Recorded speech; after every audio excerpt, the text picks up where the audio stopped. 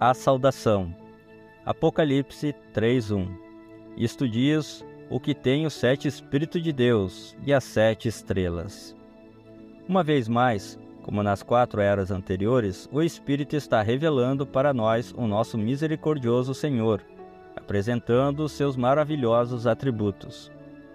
Esta vez, enquanto ele se acha no meio da igreja, o vemos como aquele com os 7 Espíritos de Deus e as 7 estrelas. Sabemos quem são as 7 estrelas, porém teremos que descobrir a que os 7 Espíritos se referem. Esta mesma frase é encontrada 4 vezes no livro de Apocalipse. Apocalipse 1:4. E dado os 7 Espíritos que estão diante do seu trono. Apocalipse 3:1. Isto diz o que tem os 7 Espíritos de Deus. Apocalipse 4:5. E do trono saíam relâmpagos, e trovões, e vozes, e diante do trono ardiam 7 lâmpadas de fogo, as quais são os 7 Espíritos de Deus. Apocalipse 5:6. E olhei, e eis que estava no meio do trono, e dos 4 animais viventes, e entre os anciões um cordeiro, como havendo sido morto, e tinha 7 pontas e 7 olhos, que são os 7 Espíritos de Deus enviados a toda a terra. Para começar, sabemos com certeza que esses versículos não estão ensinando uma doutrina nova, e contrária a João 4:24. Deus é um Espírito. Mas isto é semelhante a 1 Coríntios 12:8-11, onde encontramos um Espírito manifestando-se em 9 maneiras. Desse modo, sabemos que os 7 Espíritos de Deus significam que é um só, e o mesmo Espírito aparecendo de uma maneira cétupla. Agora em Apocalipse 4:5, estes mesmos 7 Espíritos são chamados de lâmpadas de fogo que ardiam diante do Senhor. Uma vez que João sempre usou apenas símbolos do Velho Testamento no Apocalipse, vamos ao Velho Testamento e encontramos em Provérbios 20:27, que a alma, na versão em inglês Rei Tiago, lê-se o Espírito, tradutor. A alma do homem é a lâmpada do Senhor. Estes 7 Espíritos acham-se associados ao homem. João Batista, em João 5:35, foi chamado de uma candeia que ardia, que realmente deveria ser traduzido por lâmpada que ardia. Além disso, em Apocalipse 5:6, os 7 Espíritos são identificados como 7 olhos. Em Zacarias 4:10, porque quem despreza o dia das coisas pequenas? Pois esses se alegrarão vendo o prumo na mão de Zorobabel, os 7 olhos do Senhor. Na versão em inglês do Rei Tiago lê-se Zorobabel com aqueles 7, eles são os olhos do Senhor, tradutor. É muito evidente que a palavra eles refere-se a homens. Assim, vemos que os olhos do Senhor neste caso são homens. Evidentemente, eles serão homens ungidos, cheios do Espírito Santo, pois os ministros de Deus não estão no poder de homens, mas do Espírito Santo. Juntando nossas descobertas escriturísticas, fica patente que os 7 Espíritos de Deus refere-se ao ministério contínuo do mesmo Espírito Santo nas vidas de 7 homens com as quais Deus se identifica muito intimamente. Eles são seus olhos, e eles são suas lâmpadas. Quem esses homens são, podem facilmente ser visto, porque a frase seguinte o chama de 7 estrelas, as quais já não são conhecidas como as 7 mensageiros para 7 eras. Quão belo é isto! Veja, a estrela foi destinada a refletir luz de noite, porque o sol se pôs. Exatamente assim o mensageiro, tipificado como uma estrela, para cada era tinha de refletir a luz do Filho. Todos eles fizeram isto pelo Espírito Santo. Paulo foi o primeiro mensageiro e ele disse em Gálatas 1:8, que se qualquer anjo, qualquer mensageiro, qualquer vigário, não importava quem fosse, se ele anunciasse outro evangelho além do que Paulo anunciou, fosse anátema. Paulo sabia que depois que partisse entrariam lobos cruéis. Ele sabia que o próprio Satanás podia aparecer como um anjo de luz, quanto mais seus ministros. Assim ele adverte que este evangelho seria sempre o mesmo. Ora, Paulo batizava em nome de Jesus, e rebatizara quando as pessoas não tinham sido imersas assim. Ele pôs a igreja em ordem e ensinou o uso adequado dos dons do Espírito, e confirmou que eles deviam permanecer na igreja até que Jesus viesse. Desse modo, os mensageiros seguintes, todos os 6 remanescentes, pelo mesmo Espírito Santo, ardiam com o mesmo fogo e dariam a mesma luz do Evangelho de Jesus Cristo, e os sinais os seguiriam. Irineu qualificou-se? Sim. Martim qualificou-se? Sim. Columba qualificou-se? Sim. Martinho Lutero qualificou-se? Muito seguramente. Wesley qualificou-se? Sim, senhor, ele teve um grande ministério e até orou para o seu cavalo ficar bom e ele ficou. Aí está, 7 eras da igreja e 7 mensageiros que foram semelhantes, e Paulo pronunciou uma maldição sobre qualquer um que dissesse que era um mensageiro, mas tivesse um evangelho diferente e vivesse numa luz diferente. Agora, esta minha última afirmação concorda com o resto da palavra?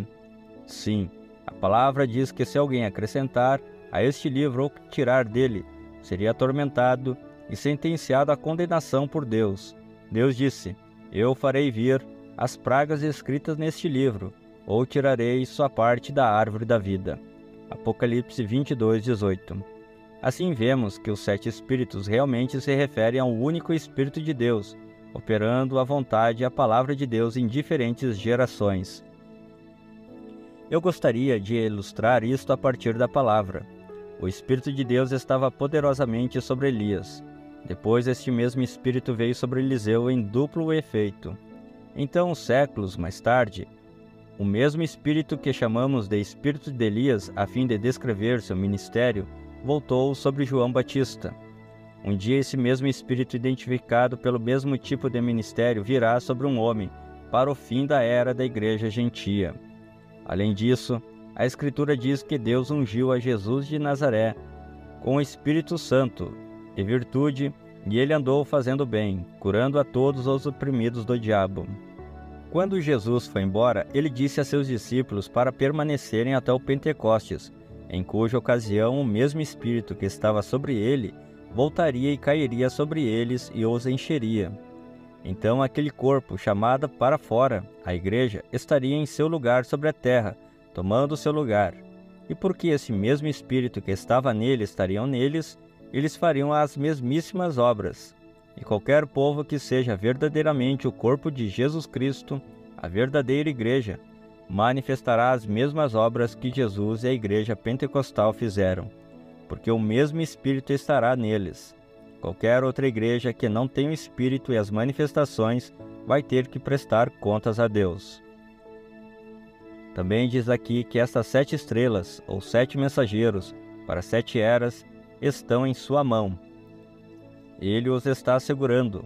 Você reconhece imediatamente que, se eles são mantidos em sua mão, estão associados com seu poder. É isso que a mão significa. Significa o poder de Deus e a autoridade de Deus. Nenhum deles vem em seu próprio poder e autoridade. É isso que Paulo disse. Nenhum homem se atreveria, é preciso a autoridade de Deus e o poder do Espírito Santo. O Evangelho é pregado pela autoridade de Deus no poder do Espírito. Todos estes homens foram habilitados pelo Espírito Santo. Todos eles enfrentaram o mundo. Eles podiam fazer isso. Eles estavam cheios de Deus. Eles foram enviados ou autorizados por Deus, não por si mesmos ou outros homens. Ora, eles tinham o que o mundo não podia ter. Jesus disse que quando ele fosse embora, enviaria seu Espírito, o qual o mundo não podia receber. Isso é correto. O mundo ou os sistemas mundanos não puderam recebê-lo. É isso que a organização é o sistema mundano. Mostre-me uma igreja do sistema mundano que seja cheia do Espírito Santo. Eu quero vê-la. Se você puder me mostrar uma igreja assim, você está encontrando um erro na palavra. Não, Senhor. Nenhum desses mensageiros foi organizado. Ou eles foram postos para fora ou saíram, porque estavam convencidos do pecado da organização. Como pode o Espírito Santo estar na organização? quando é a organização que toma o lugar do Espírito e as denominações tomam o lugar da palavra? Lembre-se, organização é morte. Não pode ser de outra forma. Seu mundo assume o comando, o Espírito se aparta. Sim, o Espírito não é 7 espíritos, mais um. Ele sempre será o mesmo e agirá do mesmo modo. E os 7 mensageiros terão o mesmo Espírito, e ensinarão a mesma palavra e terão o mesmo poder. E se a igreja é a verdadeira igreja, ela terá o mesmo Espírito e palavra e atos de poder que eles tinham no Pentecostes.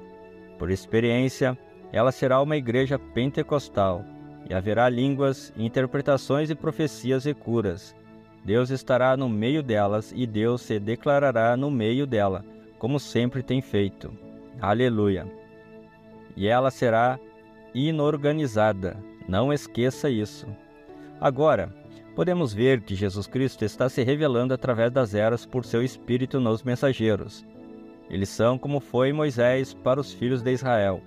Assim como ele teve a revelação para o seu dia, assim também cada mensageiro teve a revelação e o ministério de Deus para aquele dia. Desse modo, quando vemos que os mensageiros estão em sua mão, vemos o Senhor identificando-se com estes homens e concedendo-lhes seu poder. Não é suficiente que ele tenha se associado com toda a igreja, o que vimos quando ele foi visto estando entre os 7 candeeiros de ouro. Tampouco é suficiente que vejamos o ministério quíntuplo de Efésios 4. Apóstolos, profetas, mestres, evangelistas, pastores, porque em cada era a igreja se desencaminha. E não é apenas os leigos, mas o grupo de clérigos. Os pastores estão errados tanto quanto as ovelhas. Então Deus se apresenta em cena como sumo pastor no ministério desses 7 homens para conduzir seu povo de volta à verdade e ao abundante poder desta verdade. Deus está em seu povo, todo o seu povo, porque se alguém não tem o Espírito de Cristo, esse tal não é dele. E ele é a palavra. Isto seria a palavra reconhecida num povo. Porém, ele colocou uma liderança especial destes homens de sua própria escolha e através do determinado conselho da sua vontade. Eles aparecem uma vez em cada era. É o mesmo Espírito neles. Que contraste é isto com a heresia de Roma? Eles têm um homem de sua própria escolha, um após o outro, nenhum mostrando o poder de Deus, nenhum permanecendo na palavra de Deus, cada um deferindo do outro antes dele, e acrescentando o que deseja, como se fora Deus. Deus não está nisto, porém ele está em seu mensageiro, e aquele que teria a plenitude de Deus seguiria o mensageiro, assim como o mensageiro é um seguidor do Senhor pela sua palavra. O que tem os 7 Espíritos de Deus e as 7 estrelas. Apocalipse 3:1. Assim como este mesmo Senhor identificou-se com o homem na encarnação, ele novamente está identificando-se com o homem pelo Espírito dentro do homem. Estes são os meus, diz o Senhor. Os 7 mensageiros cheios do Espírito são do Senhor. Eles podem ser repudiados, eles podem ser questionados. Realmente, para mentes humanas, eles podem nem mesmo parecer qualificados. Entretanto, eles são os mensageiros para suas eras. Deus usou um Abraão, ele mentiu. Ele usou um Moisés, ele se rebelou. Um Jonas, ele desobedeceu. Um Sansão, ele pecou. Um Davi, ele matou. Ele também usou um Josué e um José. E aqueles com defeitos graves são muito mais numerosos do que aqueles cujas histórias parecem ser perfeitas. Todos foram e são dele. Ninguém ousa negar isto. Ele os usou pelo e através do Espírito Santo que ele pôs dentro deles. Para o seu próprio mestre, eles permaneceram de pé ou caíram. E em todos eles foi cumprida a soberana vontade de Deus. Deixe que a história externa tente refutar tal coisa. Isto mesmo, assim permanece. O Deus eterno ainda anda entre os candeeiros de ouro e envia seus mensageiros pelo Espírito com a palavra ao povo de cada era. A denúncia. Apocalipse 3:1. Eu sei as tuas obras, que tens nome de que vives e estás morto. Apocalipse 3:2. Porque não achei as tuas obras perfeitas diante de Deus. Ora, eis aqui realmente uma coisa muito estranha. Em cada era, até este ponto, o Espírito tem primeiramente louvado os verdadeiros crentes e depois denunciado a falsa vinha. Porém, nesse período, há evidentemente tal desprezo imoderado pelo Senhor e sua palavra, que a mensagem inteira para esta quinta era sua com condenação. Eu sei as tuas obras. Que obras foram estas que subiram diante do Senhor e causaram o seu desagrado?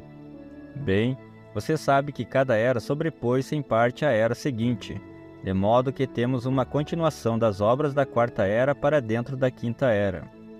Estas obras, como você está bem ciente, foram: primeira, a liderança do Espírito Santo foi substituída por uma hierarquia humana. Segundo, a pura palavra de Deus e seu benefício gratuito a todos os homens foi deposta por credos, dogmas, regras da igreja, etc.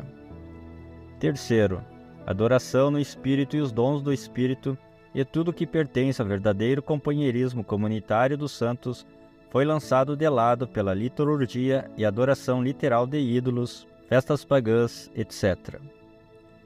4. A mariolatria estava assumindo um lugar maior na adoração cristã, até que ela realmente assumisse uma posição de divindade e o Filho fosse tirado de sua sublime posição de ser sobretudo para ser subordinado a um homem chamado Papa, que se denominou o Vigário de Cristo. Aqueles que combateram esta terrível igreja anticristã foram destruídos. Aqueles que permaneceram com ela acharam-se como joquetes da igreja, quer fossem camponeses ou reis.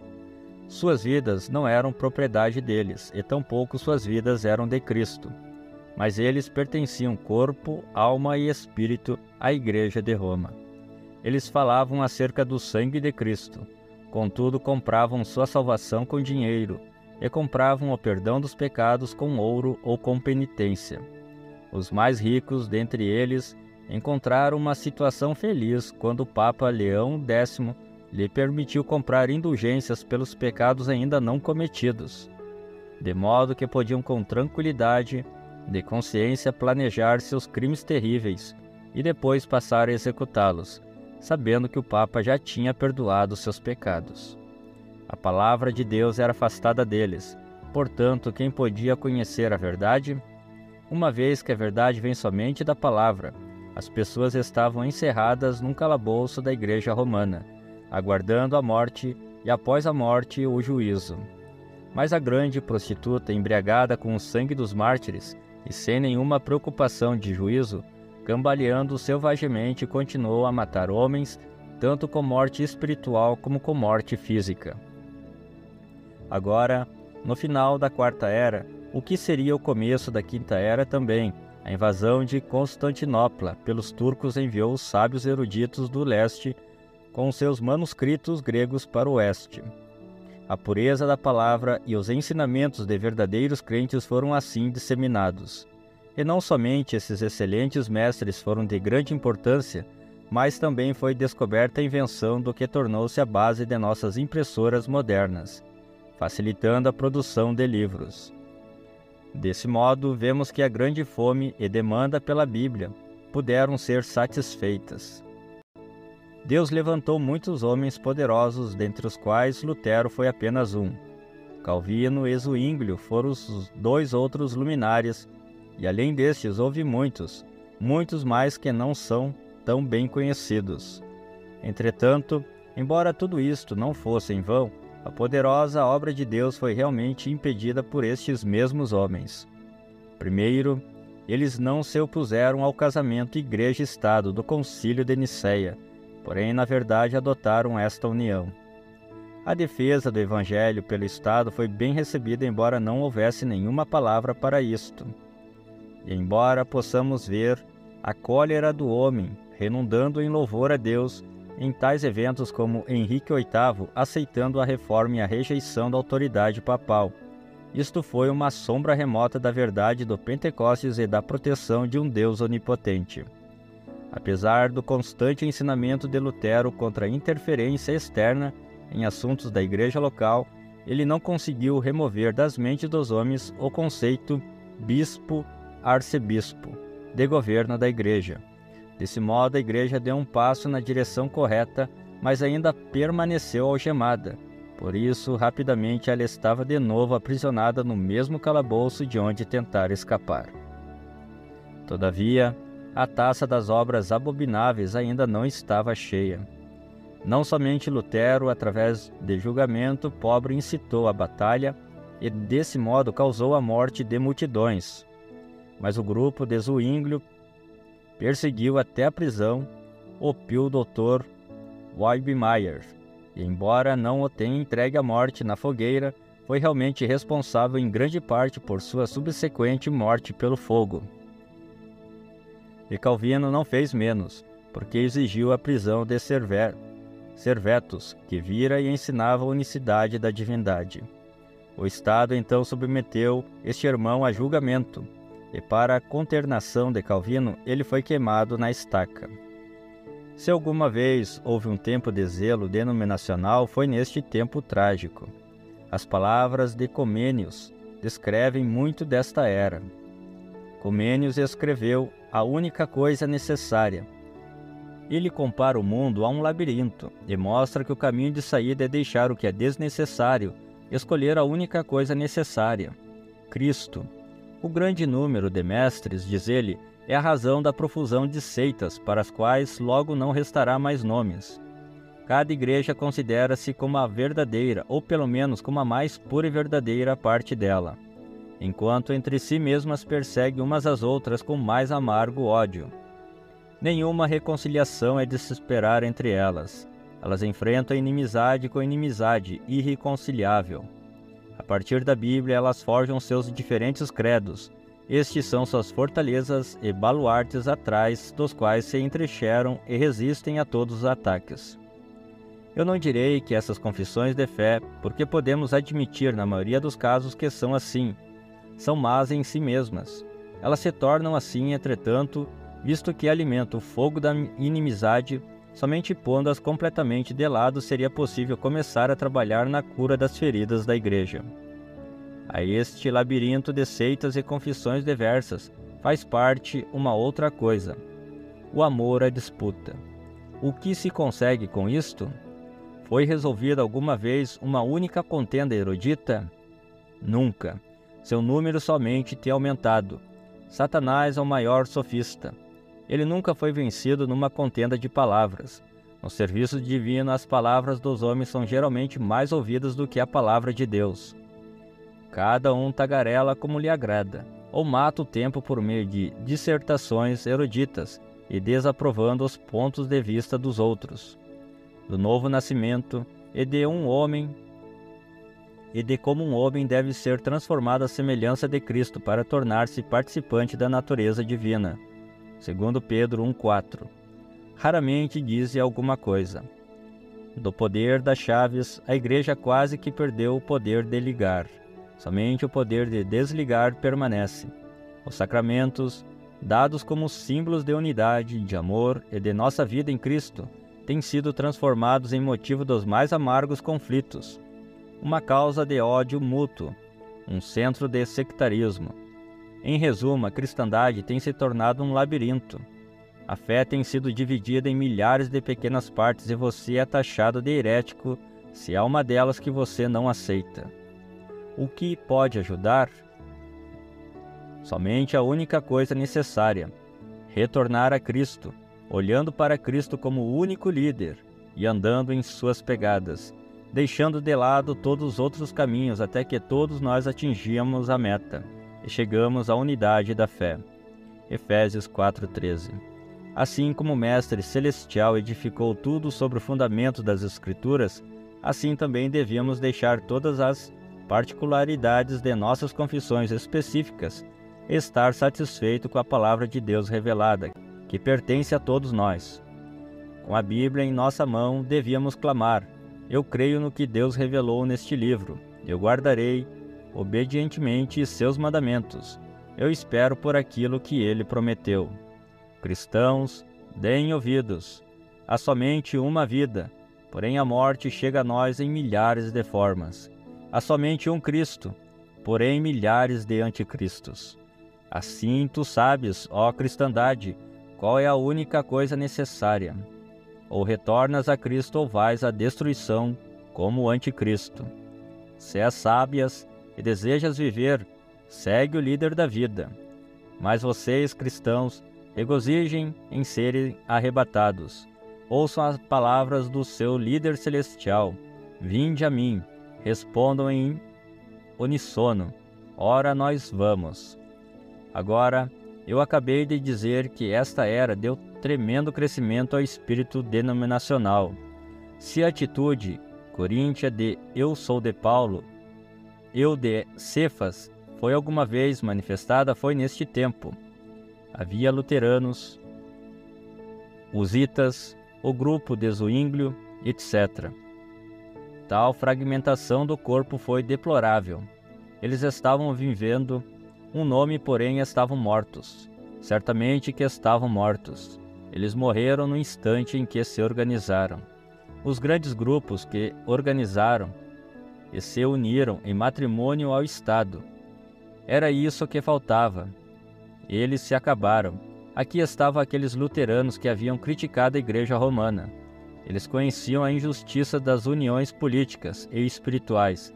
Todavia, Lutero, como quando Pedro perdeu o equilíbrio por causa dos judaizantes, foi avante e fez do Estado, em vez de Deus, o defensor da fé. Esta é a primeira denominação de reputação que saiu da prostituta. Porém, quando Lutero morreu, não demorou muito até que ela tivesse uma hierarquia como aquela que tinha combatido. Este movimento de Deus, no tempo em que a segunda geração surgiu, estava de novo sob a asa de sua mãe. Ela voltara e nem sequer o sabia. Eles tinham se revestido do seu próprio nome acima do nome dele. Eles estavam vivendo seu próprio nome também. E todas as denominações estão fazendo esta mesma coisa hoje. Elas estão vivendo em seu próprio nome, e não no nome do Senhor Jesus Cristo. Isto é facilmente visto porque cada igreja é conhecida pela maneira que adora, porém nenhuma é conhecida pelo poder de Deus. Aí está o seu teste. Eu quero que você note aqui mesmo que esta era não teve os sinais e prodígios entre eles. Eles deixaram o poder de Deus pelo poder do Estado. Eles se apegaram ao seu próprio nome. Eles engrandeceram seus nomes. Era aquele velho espírito de trazer todos para dentro do seu aprisco. Hoje os batistas querem que os metodistas venham para os batistas. Os metodistas saem para fazer proselitismo entre os presbiterianos. E os pentecostais querem todos eles. Cada um alega oferecer o máximo e apresentar as maiores esperanças, uma espécie de porta para o céu, ou pelo menos o caminho para uma entrada mais abundante. Quão trágico é tudo isto! Este espírito denominacional fez todas as denominações escreverem seus manuais, ensinarem seus credos, estabelecerem seus ofícios e governos da igreja, e depois cada um alega que ela, e somente ela, verdadeiramente fala por Deus, porquanto é a mais qualificada. Ora, se isso não é exatamente o que o Papa e a Igreja Romana estão fazendo. Estão de novo ali com sua mãe, a prostituta, e não o sabem. Encerrando nossos comentários sobre este versículo, tens nome de que vives e estás morto. Eu não conseguiria deixar suficientemente marcado em você que esta era, embora trouxesse a reforma, foi mais severamente repreendida por Deus do que louvada, porque ela semeou a semente da denominação que se organizou de volta à prostituta.